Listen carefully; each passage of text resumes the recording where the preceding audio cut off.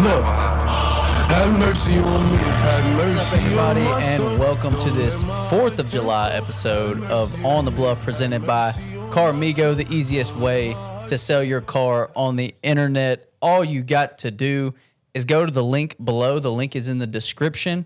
And now, once again, this week, $350 off. We the give it. Sale fee is waived to use Carmigo. Pretty cool, huh? We give back, worry-free, hassle-free, nationwide network of dealers. You know the drill. We tell you every week. But $350 off, that's waiving your wholesale fee. Yep. So Gone. It is gone. All you got to do, click on the link in the description, go through, put your vehicle information, some contact information, take 13 pictures of your car. Carmigo outlines it for you.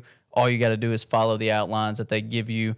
Take those pictures, send them in, and you get an offer on your car in 24 hours. It doesn't get easier than that. You can literally sell your car in a single day. As Gabe said, worry-free, hassle-free.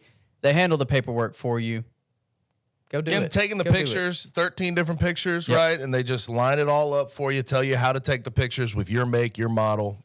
It is so easy. It's simple. Easy money. So, 4th of July episode, Gabe. Yeah, happy Independence Day, America. Yep. Yes. Yeah. Yes. Any 4th of July plans for you? To be honest with you, no. I was thinking about, because my family's out in San Diego right now, I was thinking about doing some last-minute flights because I had Monday and Tuesday off, but Nah. yeah, no. So Because hey, you know how those flights get expensive. to be upcharged, brother. I mean, I can afford it. I can figure Hey, it out. nobody's- But no, we didn't do that. So Taylor and I have just been chilling, and gonna see some fireworks, I guess, with some friends. It's about it. That's it. I've been chilling though. Yeah, I've been I chilling. feel you. What'd you do this weekend? Hung out? Yeah, just chilled, hung out. Nice. Friends, family, no big deal. Yeah. Usually we do a huge deal for 4th of July, but my parents are about to sell the house, so they didn't want to blow up a bunch of Really? fireworks. Yeah. Okay, where are they moving? Not far. No, not far at all. Like down the street. Yeah, pretty much like Yeah. 5 minutes down the street. I But got my dad bought a bunch of land to where we're not in a neighborhood anymore. And How old are the parents? Are they gonna? my parents, Yeah, they near retirement My dad age. will be 49 in August, and my mom was Okay. just turned 48. in Okay, May. never mind then. They're not there. Oh, my yet. dad wants to be done. Trust Okay. me. Yeah, my parents are older, so they're done. Their retirement. They're not just moving down the street; they're moving cross country. Right, They're they've going hung- from St. Louis to San Diego. They're up out of there. They've hung it up. Yeah. So yeah, it's Monday right now, so we're having some family over tonight, hang out, eat some barbecue. I'll be out by Kenny tonight over in there In in Collierville? the Ville, Let's Yeah. go, baby. in the Vol. In the Vol. Yeah, in the Vol. So Austin Hall back in the day, I used to say Collierville, Yeah. and he's like, it's Vol. Collierville. Collierville, like Louisville. Yeah. Vol. Vol. It works. Yeah. So what day did the Jordan Brown news happen last? Was My- it I- Tuesday? I think it was. It was happened. literally. I think it was the day after we recorded. So Yeah. it's obviously a little bit of aged news, but me and Kenny did the breaking news podcast on it. But to go a little bit more in depth on it, how you feeling about the Oh my! addition of Come Jordan Brown? on, brother.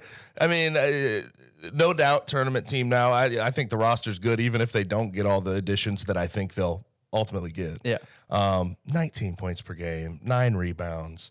This dude's a baller. He was 6th man of the year at Arizona in the Pac-12.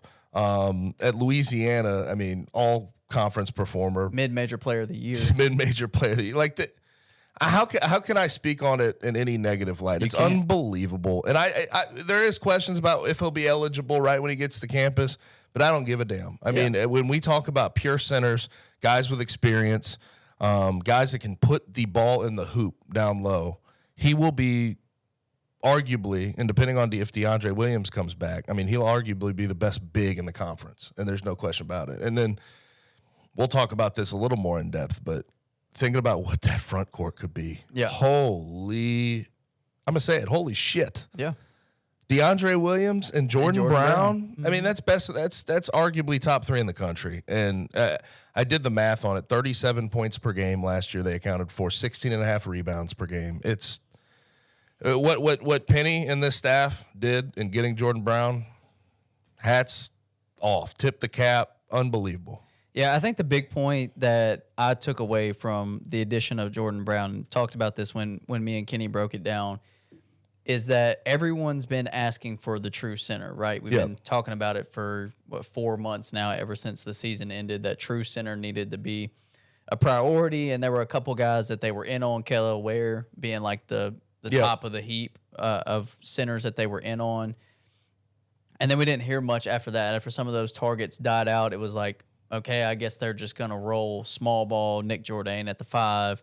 Then we get the DeAndre Williams news, so it's like, okay, maybe if they get DeAndre back, you have Nick Jourdain and DeAndre kind of interchangeable at the 4 and 5. The best part about Jordan Brown is sometimes when you get a quote-unquote true center, rim protector, whatever, you're sacrificing offense for that defensive presence. And I think some teams get trapped in that. I think there are a lot of centers, not as much now, but just in general in college basketball, that get minutes because they are big bodies. They can block shots. They can be a force in the paint. And you absolutely get the best of both worlds with Jordan Brown. You get a guy that averaged nearly 20 points per game last year, helped lead Louisiana to the NCAA tournament, almost knocked off Tennessee. If they would have had a better first half, they could have beaten Tennessee in that game. He had 16 and 7 in that game. Right. So and it wasn't even an on game for him. No, he it didn't wasn't. have a great game. No. So someone that, and I say the best of both worlds, you really hit every category with this. You've got a scorer in Jordan Brown. He probably won't average 19 next year with Memphis because there are a lot of guys on this team that can score, but let's just say 12 to 15. He'll be one of your main scorers. Right. No doubt. That's wonderful scoring from a true center. Rebounding. Almost averaged 9, 10 rebounds a game. Those rebounding issues they had last year are like thing of the past. Yeah. So you get the rebounding. Block shots. He's averaged over 1 block the last couple of years. Check that box. Size, 6'11", 235. Check that box. Like, Jordan Brown is the absolute best case scenario for what they could have gotten at a center, really at any point, but especially in June, at the end of June, getting a guy in Jordan Brown, former 5-star, as you said, 6th man of the year at Arizona, mid-major player of the year last year at Louisiana. Like, it makes too much sense. And once again, Penny's back's against the wall. He delivers. So I love that addition. It's perfect. Like you said, there's no negatives to say about that. That domino has fallen. Now there's another large domino that kind of came to fruition towards the end of 2 weeks ago on Sunday. And we talked about it a little bit last week, but now it seems like it's coming a little bit more into focus. And that's Jahvon Quinerly, who, as I just alluded to, entered the portal last Sunday. We said that it could happen relatively quick. Why would he delay it? Memphis is in there, and Memphis is in there heavily.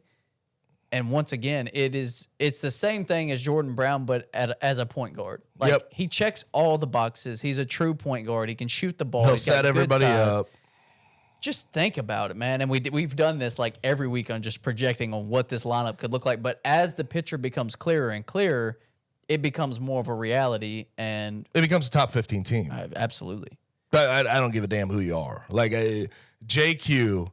At point, Caleb Mills with all that experience, 13 points per game at shooting guard. David Jones, who we had John Rothstein basically say he could be conference player of the year. Yeah. Although he didn't, I don't know if he accounted for DeAndre Williams potentially coming back and Jordan Brown being in the AAC. But DeAndre Williams and Jordan Brown, 1 through 5. And then we've talked about that and how great that is. The depth on the team is insane. TFAL Leonard probably didn't come here to be a reserve player, but he's an unbelievable defensive player. You can maybe get him. He's a good lob threat too at the rim. He's athletic as hell. Nick Jourdain is a reserve big. Jonathan Pierre, who I feel like is going to work his ass off. We'll see what he is coming from D2 to D1, but that's going to be great. Jaden Hardaway can play minutes. Yeah, he's experienced as hell.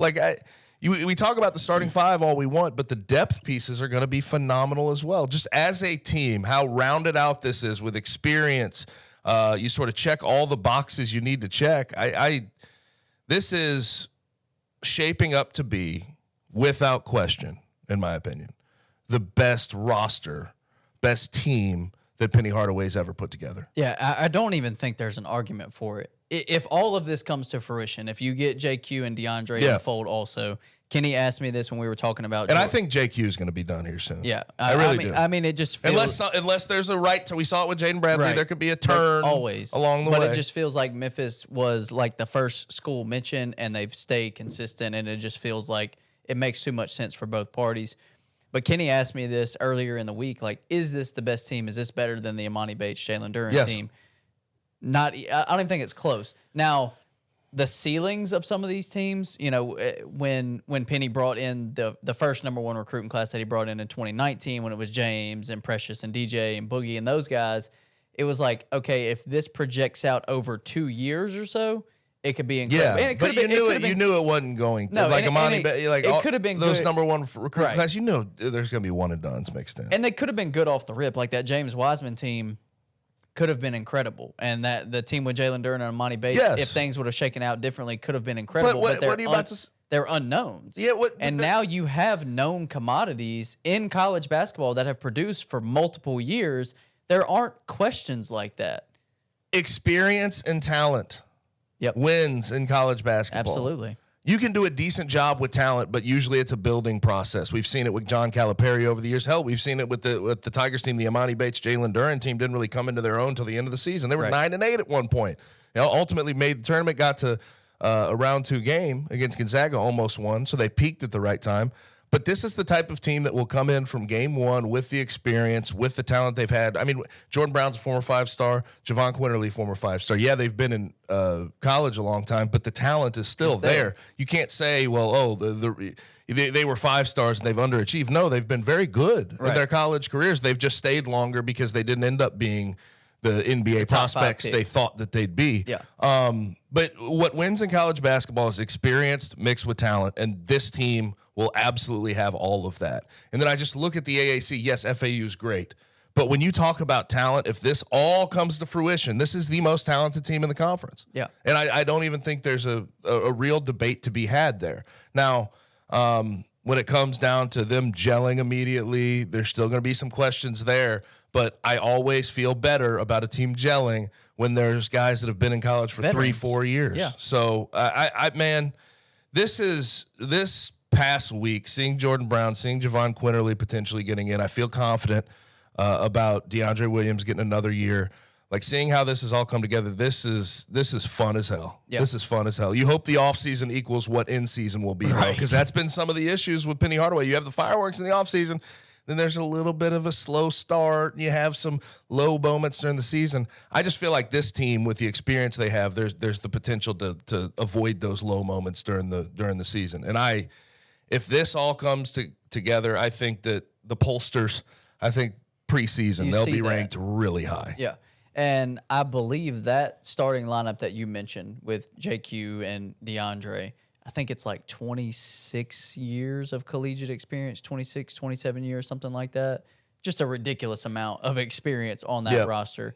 And going back to your point about, Penny, sometimes the offseason have been incredible and the in-season product hasn't been what we've expected.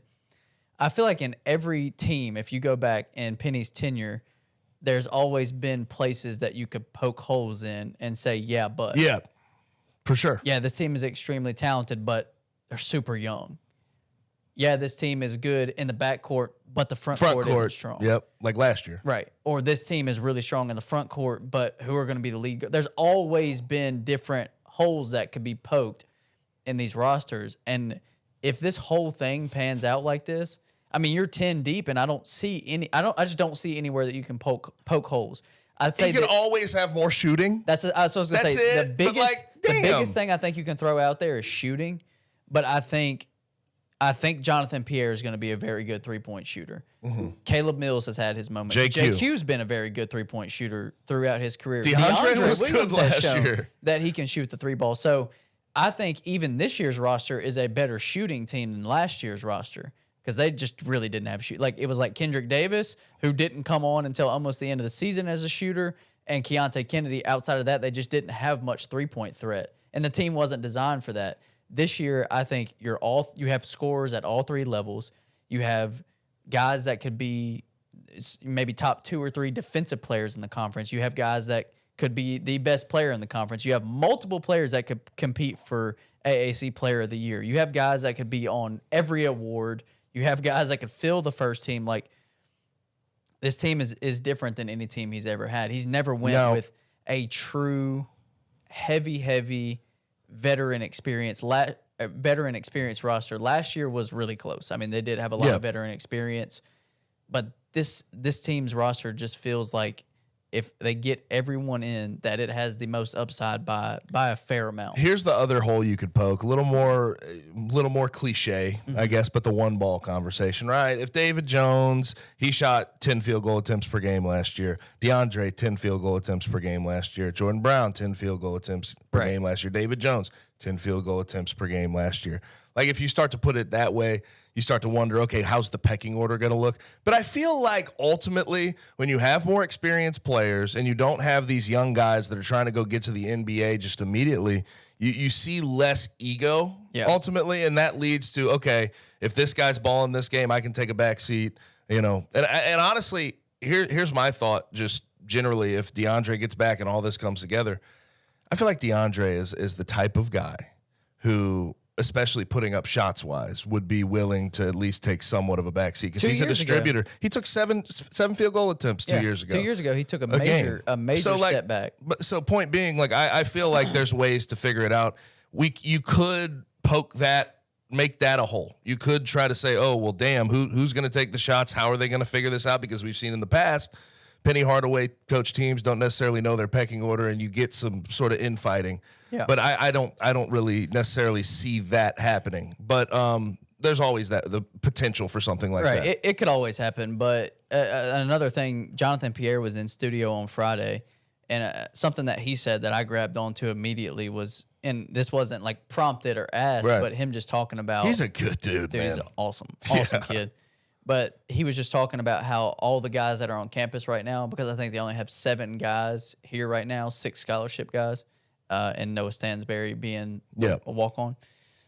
So they're not running full practices or anything like that, but they have this small group that, in his words, they're really hanging out and bonding and spending time together. And you don't always get that. Yeah. Like, sometimes you have teams that just don't hang out.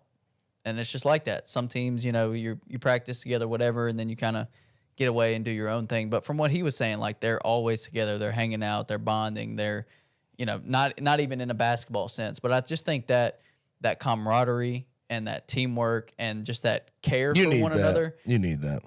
It's tremendous. And if that's already set in place before these other guys get here later in the week, then that culture is already built of, like, we're a team, we're hanging out, we're friends, we want to bond. And so when you get those guys in, I just think that's already built beforehand. Copy and paste this conversation week by week when it comes to Penny and putting this roster together.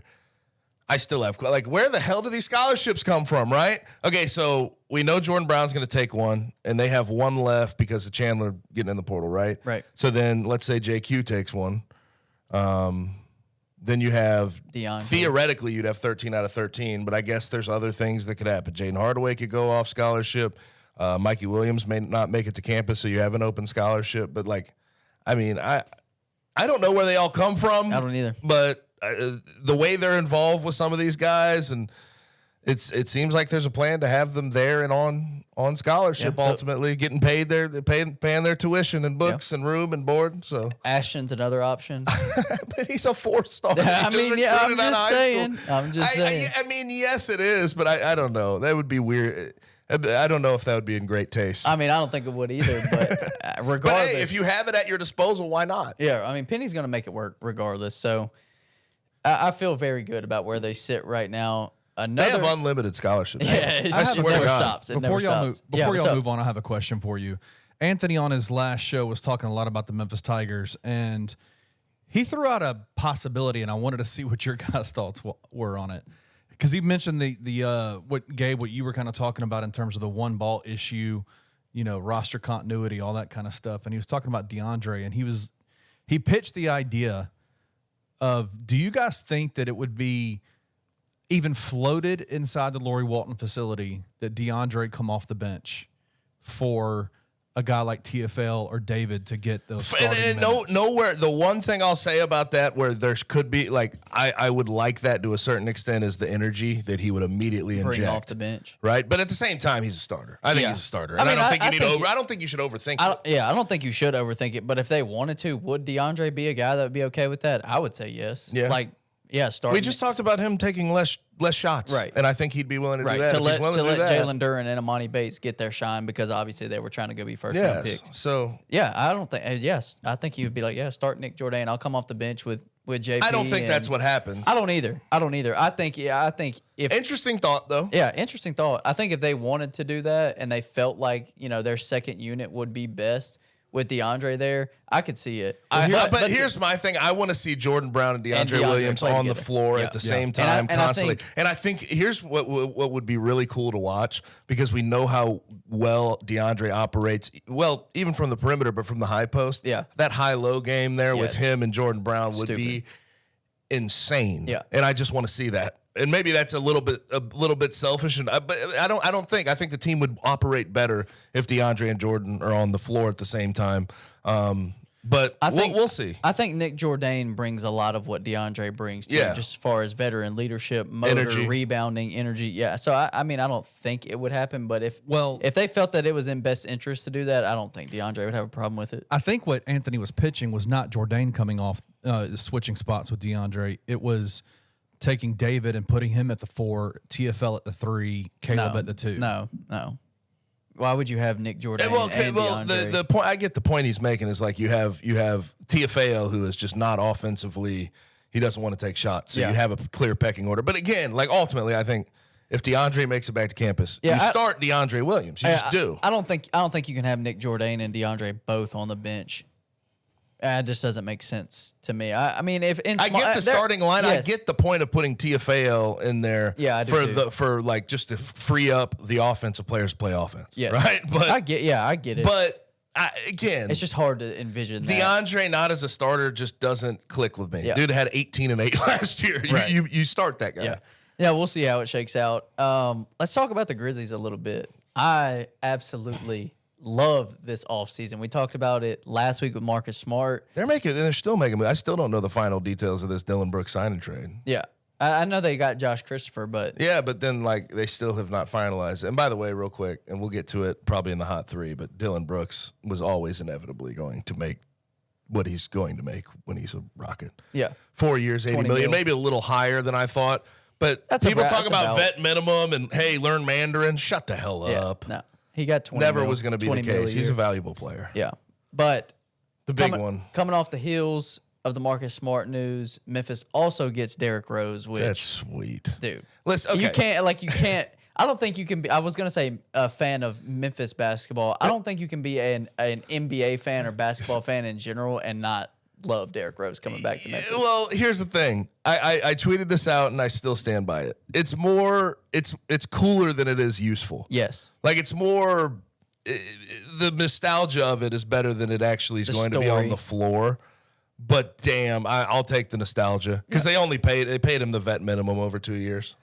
Hey, good deal. New York Knicks fans have been coming in our YouTube comments and saying they wouldn't be surprised if Derrick comes in these first 25 games and averages 15 to 20 points a game. He's still got something in there, but like the injury history, it just keeps him off the floor an extended period of time. He's 34 going on 35. Yeah, I still think he's helpful in those first 20. I think he's helpful for the whole season because of his experience and leadership. But those first 25 games, I think the ways that they could use Derrick Rose and Marcus Smart, I think could be very interesting. Because do I think that D Rose has a ton left in the tank? No, absolutely not. He doesn't. But I think he is going to be a calming presence on this team. Whether how much that shows up on the floor, with him being on the floor or in the locker room, however it shows up. How can you dislike the move? Like, it makes sense. I mean, you could dislike it if you thought that there was somebody more useful on the floor you could go get, whether it be a wing or whatever, what have you. You could dislike it from that perspective. But, I think Zach Kleiman made it very apparent ahead of time. There wasn't going to be some splashy, crazy, insane move, trade. Although the sign and trade, I'm kind of wondered what's coming back, see what happens there. And they have a trade exception. They still have mid-level. They have things they could do still. But from that perspective of I want someone who can play in the rotation consistently throughout 82 games, I can see where people would be a little frustrated. Yes. But when you just look at Derrick Rose coming back to Memphis, that's cool in itself. But he's the same type of player that Ja is, and he flamed out because he didn't quite learn how to control his body all the time, and there was some issues. It was the ACL. Yeah. So I think he could help out Ja massively. And he's had some past transgressions as well where he had to, sort of learn how to, move off the floor. and not let it affect him on the floor. And Ja's going through that right now. I think people will argue against this and try to make it way deeper than it is, but I think he's a good presence to have around Ja Morant. He's been in the game, done the same things as Ja. You can't played argue, at an even higher level at the same style that Ja plays. I just think it makes sense from that perspective. Now again, rotation perspective, I don't think it makes all that much sense, but I think it's cool as hell. Ultimately fun as hell, and I don't really care about. Weirdly enough, I thought I'd care about the on floor, like that last roster spot. I wanted to see someone who could really make a difference, and Taurean Prince was a guy I brought up. He got signed to the Lakers for $4.5 million. That would have been a great fit from an on floor perspective. But if you weren't going to land like that and go make a signing like that, bring back Derrick Rose, try to lead Ja down the right path. Why not? Yeah. Why not? That's how I feel. And I love it from a nostalgia perspective. And that doesn't necessarily mean it's going to work out, but it's cool. It's a heck of a awesome. story. It's sweet. It's a heck of a story. I love it. I just don't think there's any way that the youngest league MVP ever that has been through his ups and downs has had to, change his style of play and has been through all the different things that Derrick Rose has been throughout his career. There's no way he doesn't help a 23, 24-year-old superstar that is struggling in his Think own about right. his past, too. Tom Thibodeau's known as like a disciplinarian coach, right? Tom Thibodeau never wanted to be coaching a team that Derrick Rose wasn't on. Never. And he always talked about his presence as a veteran, especially later there with the Knicks. He loved it. And hell, Derrick Rose had some good days there with the Knicks. Yeah. Very solid player with the Knicks until he got hurt and couldn't play a whole lot. He was in the mix for Sixth Man of the Year? Yeah, he was. Yeah. But Tom Thibodeau's a known disciplinarian as a NBA head coach, and he couldn't say a bad word about Derrick Rose. Always wanted him to be around. No. Yep. Love it. We're going to move on now. We've talked about the two Memphis teams. Great off seasons, I think, for both of them. So we'll hear a quick word from our sponsors, and we'll be back on the other side with the Hot 3.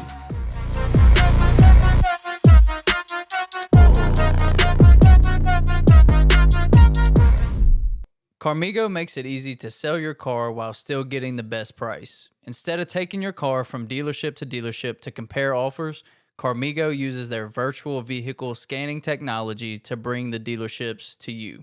Simply use your phone, take a few pictures of your car, then answer a few questions, and they'll share your car's listing with a whole network of buyers. And you can do it all from your phone. Buyers typically receive multiple offers on their cars in as little as a day. Plus, Carmigo handles all of the paperwork. They'll even pick it up.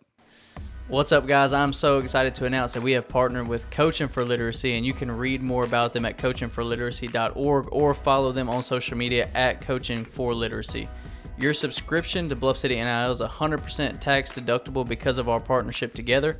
Thank you for supporting Memphis Tiger student athletes and helping promote the monumental cause of childhood literacy.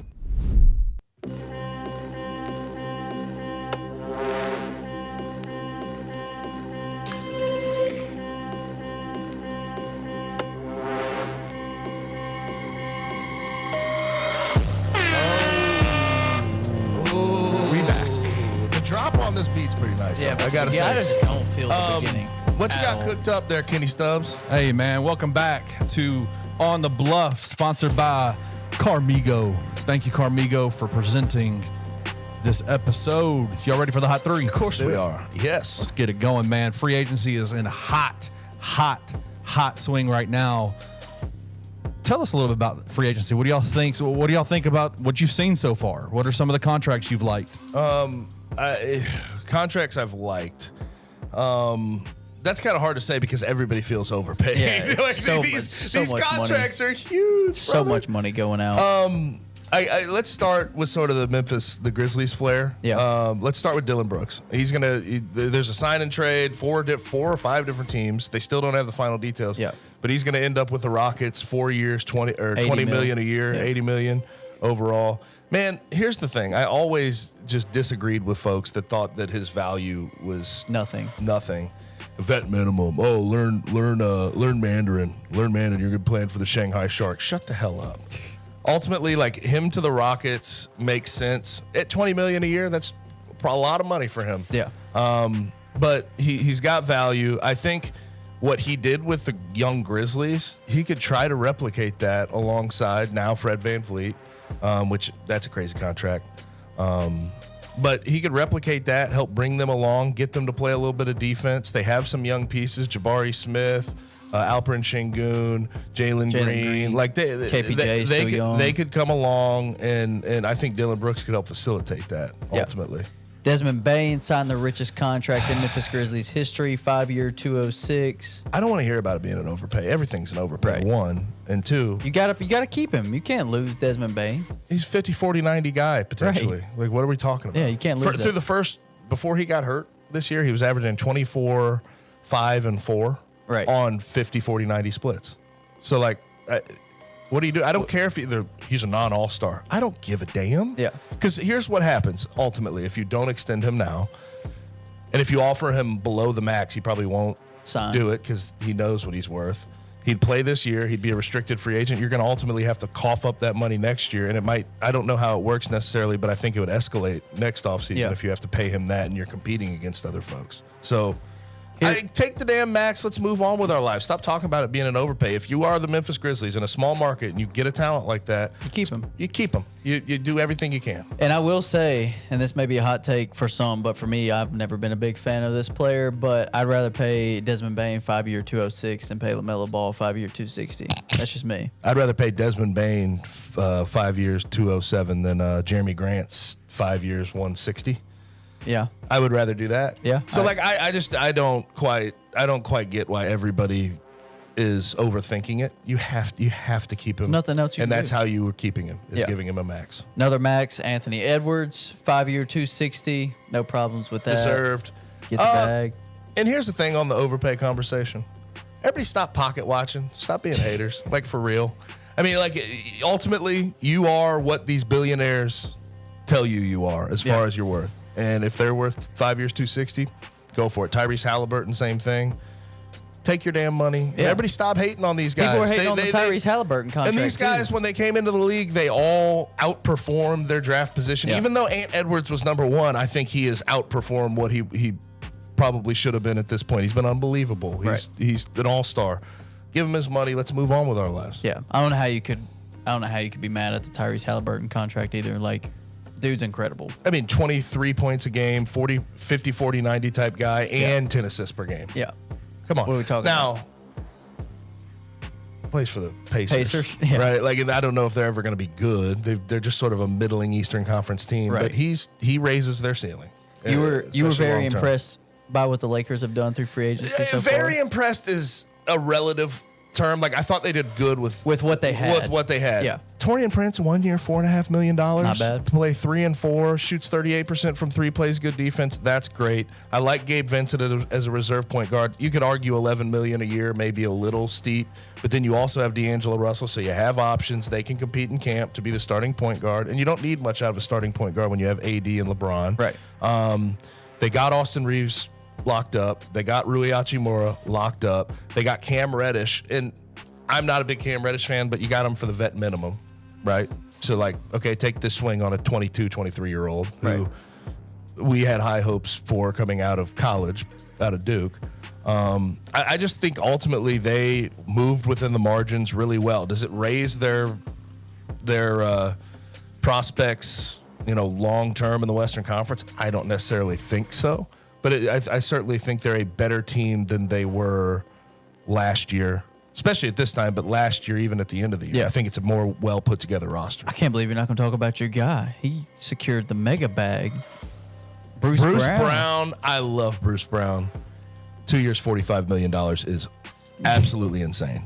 To the Pacers, right? Yeah, it's insane. That's absurd. It's insane. Now, again, I am of the opinion Bruce Brown can help 30 out of 30 teams. What was he? You want a guy like Bruce Brown? What was he getting paid last year? Like 7.6? Under 7. Yeah. And now he's 6.8 or 22 a year. Dude, I respect. Go get your bag, go get brother. It. Yeah, go get it. King, go get your bag, King. Go right? get it. But at the same time, he ain't worth $20 million. Yeah, especially for a team that's really not going to He's 27, man. Yeah. Like, this was peak Bruce Brown this past season. Yeah. You don't know if he's going to be able to recreate that. And he's also playing around Nikola Jokic. And what are the Pacers competing for? Really, like, truthfully. I don't know. I mean, they're just sort of, they're I don't know. They think they have something with Tyrese.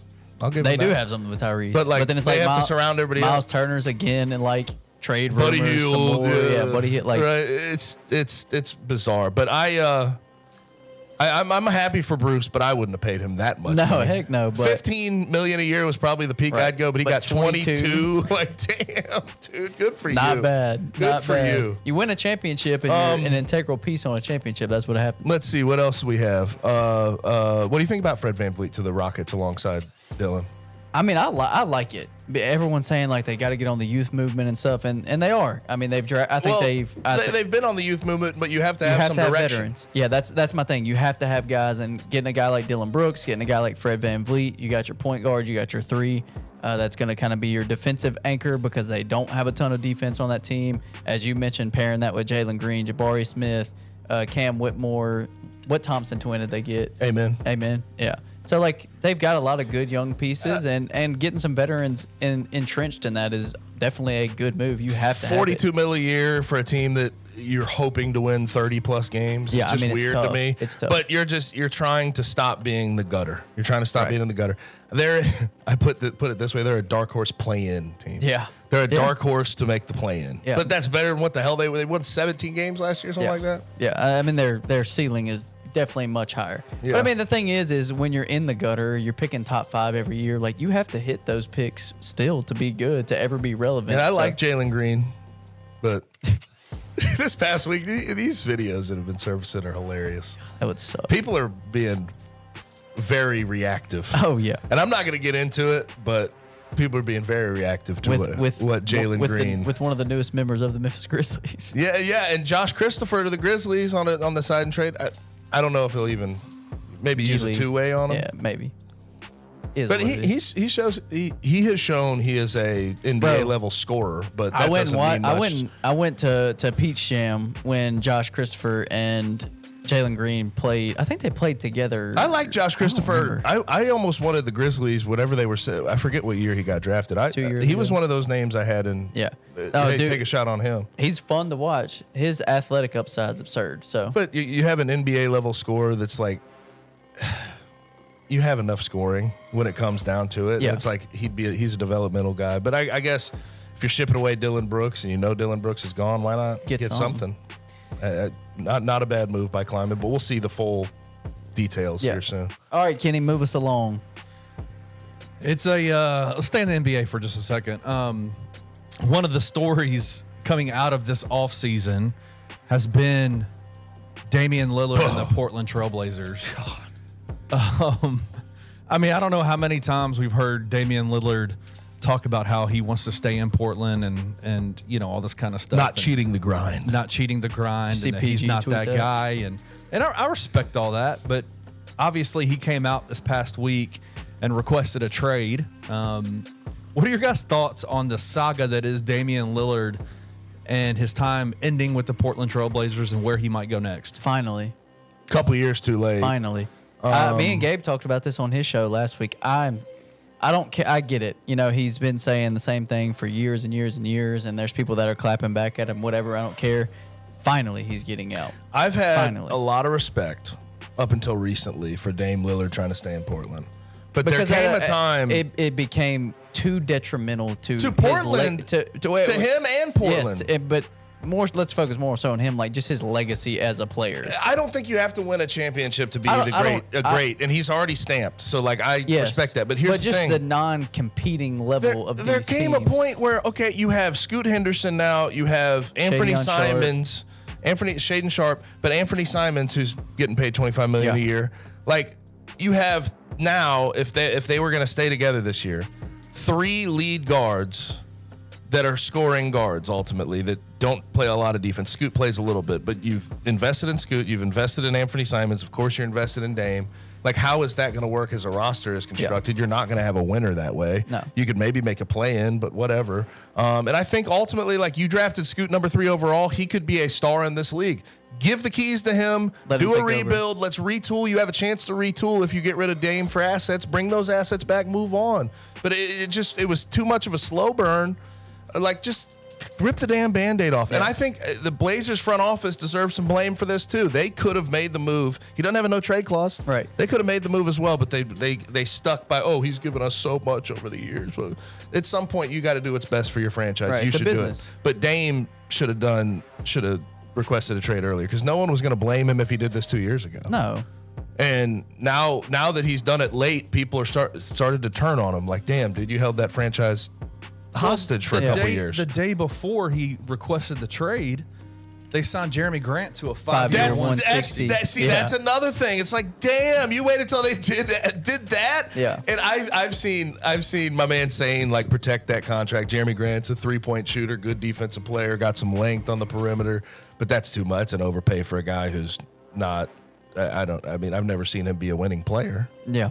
I've never seen him, but his type of player is valuable in the NBA. I'll give him that respect. But 5 years, 160 is crazy. But then right after that, Dame's like, I'm out. I'm getting the hell out. Yeah. And I mean, Why'd you let him do that? Miami's obviously the preferred destination. And if they're able to pull that off, that could be a whole hell of a lot of fun. How? Dame. What do you mean, Jimmy how? Buckets. How can Miami? What does Miami? Oh, how can have? they pull it off? Like how Duncan can- Robinson? Yeah, they were saying they were trying to Tyler build Hero. it around Tyler Hero and Duncan Yeah. Robinson and picks. So we'll see. Which, if that's your return for Damian Lillard, that kind of sucks. But the contract's so big, and you're kind of in people this need to pseudo understand rebuild. that. Yeah. People like it's not. You're not.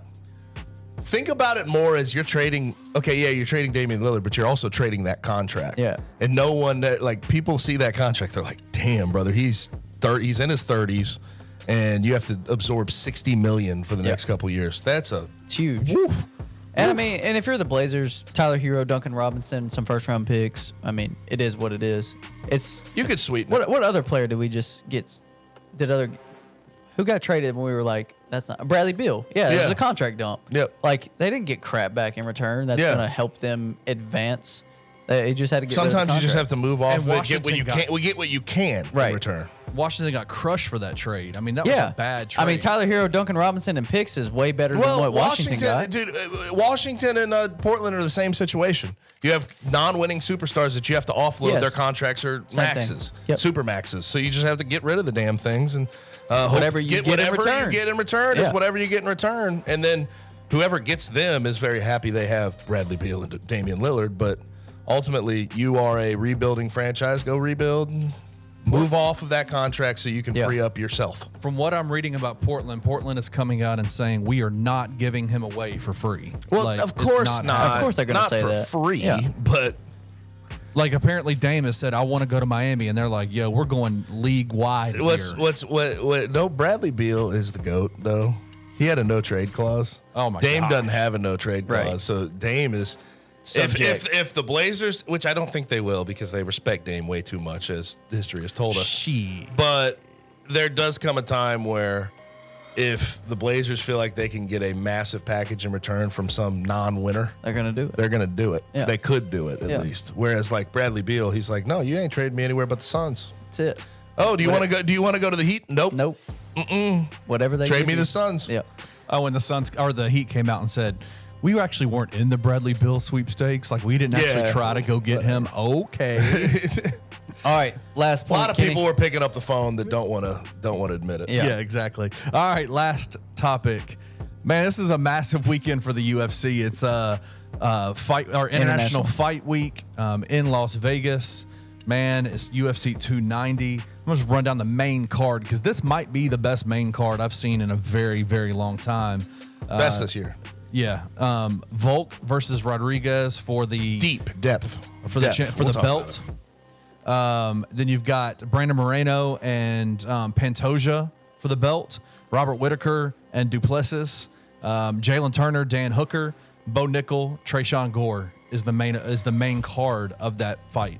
Depth, and I think you could see some really good fights too. Oh, yeah. I'm not talking about like, of course, seeing John Jones on a card. Yeah, but I it's think like, that, damn, that's a great card off top. Yeah, yeah. But yeah. the depth of this card, it's super deep. and like, dude, you have Jimmy Crute in the And early and prelims. Alonzo Benefield, You yeah. have in the prelims Robbie Lawler versus Nico Price. You're gonna have the fact that Jack the Della first Maddalena's in the prelim. first damn fight on the main card is Bo Nickel, Yeah. and he's like the up and coming superstar, Right.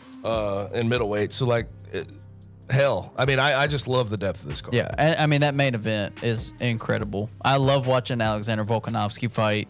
He's quickly turned into one of my favorite fighters. Yair's got bombs. Oh, Yair is probably the most creative striker in the UFC, just flawlessly smooth in his transitions between his kicks and his knees and elbows, and he's just so dangerous. He's a very fun fighter to watch. But Volkanovski is, if he's not the best, he's right there. You know, he's top 3, no doubt. I mean, it's John Jones, Volkanovski. He went up a weight class. And took against on Makhachev. What everyone was calling the best and most went 5 rounds, fighter. and I could have won. Yeah, very well could have. Yeah, so that it'll be a fun fight. Volk's gonna be a tough out for anybody, but Yair is creative enough that if someone's gonna catch him, Yair might be able to catch him. I don't see it happen. I think Volk's gonna win. Volk's too. I don't think he leaves himself there to get caught. So good, man. Moreno, man, I respect him. I'll say this: the fact that he was able to get the belt that many times and beat Figueiredo and twice do what he's been able to do, and against all odds, ultimately. Yeah. It's been unbelievable. But Pantoja, you said he's been beat twice by him. Yeah, he beat him on the Ultimate Fighter, and then he beat him in 2018. So, and he's not ducking smoke. Clearly, he signed the damn. Yeah. He signed the damn thing. He's let's go. Let me beat him. Let me try to beat him. And it's always fun when this happens because their first fight I think was 2016. Second fight was 2018. So now you've got 5 years of work in between there, where Alexander Pantoja has his career kind of went like this. It went up and it's kind of plateaued a little bit, and then it's popped up back to where he's in the title picture. But Brandon Moreno just went like this, just exponential growth of like this guy that, okay, he could be a top 10 flyweight to he's the best flyweight in the world. I mean, he fought Davison Figueiredo 4 times in one of the best like rivalry. I can't say trilogy because they fought 4 times, but just one of the best like head-to-head matchups in UFC history. The 4 fights that they had were incredible. You have the draw, and then I think Moreno subbed him in the second fight. Figueiredo won, and then Moreno knocked him out, I believe, in their final fight. So I mean, he's 2-1-1 against what a lot of people consider the best flyweight of all time, on the main card, other than Demetrius Johnson. What do you think on the main card is going to be like the best fight? The best fight? Like we got Robert Whittaker, Dricus du Plessis. That's the best fight. Jalen Turner, Dan Hooker has potential, bro. Yeah, both of those fights are a lot of fun, and they're going to be standing up. Like, do you think Dan Hooker and Jalen Turner are taking it to the ground? No, they're going to sit there and they're going to kickbox. And du Plessis and Whittaker, they may mix in some takedowns, but it's going to be a lot of just swinging. Du Plessis kind of turned me off with his fight against Derrick Brunson. I know he won and knocked him out ultimately. Yeah. But Derrick Brunson's just so old and runs out of steam. That first round, du Plessis got absolutely manhandled by Brunson, and that turned me off of him as a fighter a little bit. And almost he could earn some respect back though if he sticks in there with Rob. But almost in any other time in history, Robert Whittaker would be the best middleweight on the planet right now. Yes, he just got very unfortunate that Israel Adesanya is there, because Whittaker keeps running through the entire division and just can't quite get over the hill that is Israel Adesanya. So like Whittaker, and he's tried. It's Izzy, Whittaker, and then everyone else is below them. Like they are the 2 best, I think, by a pretty wide margin at middleweight. Just Whittaker can't get over that hill that is Israel Adesanya. So I think Whittaker wins that fight. He's incredible. He's still one of the best fighters in the UFC. Like,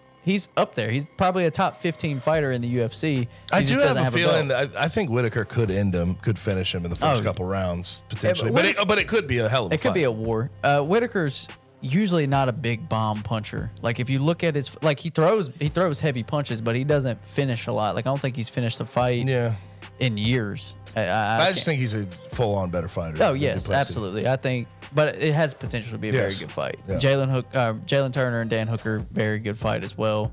That's one that could end on one shot. Yeah, a kick to the face probably, or elbow to the face. Yeah, it's a fun card, man. It's a very, very fun card. And Bo Nickel, I want to see him. It would be stupid, honestly, for him to go in with this mindset, but I still want to see. I know how good he is. I want to see him throw some bombs. He could be at the top of middleweight if he can throw some bombs. I don't think Tresean Gore is the guy to go in and throw bombs against. Because he is a bomb That's thrower. what he does. But I'm saying at some point I want to see Bo Nickel really add that part of it to his game because that's what's going to get him over the top. Over the top, yeah. And it'll be fun to see, like, how does he continue to do that? Because we've seen specialty guys in the history of UFC that eventually they're just like, okay, I will do what's not my specialty. Like in this fight, I'll stand and throw, or in this fight, I'll wrestle if I'm not a wrestler, just to test themselves. So it's like, when does Bo Nickel do that? Or does he do that? Does he attempt to test himself ever, or does he just full-fledged, I'm taking you to the ground, I'm making you tap out in 30 seconds? And his, dude, what's crazy about his specialty is wrestling, and you can see guys get flamed out fast. He doesn't. He can do that forever. His crazy. He can do that forever. He's done it his whole life. Yes. Like, you're not going to gas out Bo Nickel wrestling. But yeah, exciting card. It'll be a lot of fun. I know I'll be watching this weekend. Sure you will as well, and Kenny as well will be watching. Ken Dog. That's it, though. Guys? We ain't got nothing else. All right. Happy Independence Day. Yeah. Happy 4th of July. Hope you guys have a wonderful time celebrating today. We will see you guys back here next week. If you're watching on YouTube, like, subscribe, comment. If you're listening on any audio platform, you can subscribe and comment there as well. Once again, another shout out to Carmigo. Link is in the description for the full $350 sale fee to be off. So that's all we got. We'll see you back here next week. Thank you for listening to On the Bluff. If you enjoyed this episode, leave a rating and a review wherever you download your podcasts. Also, like and subscribe to Bluff City Media's YouTube page. Head over to www.bluffcitymedia.co for comprehensive coverage of Memphis sports and how you can become an insider.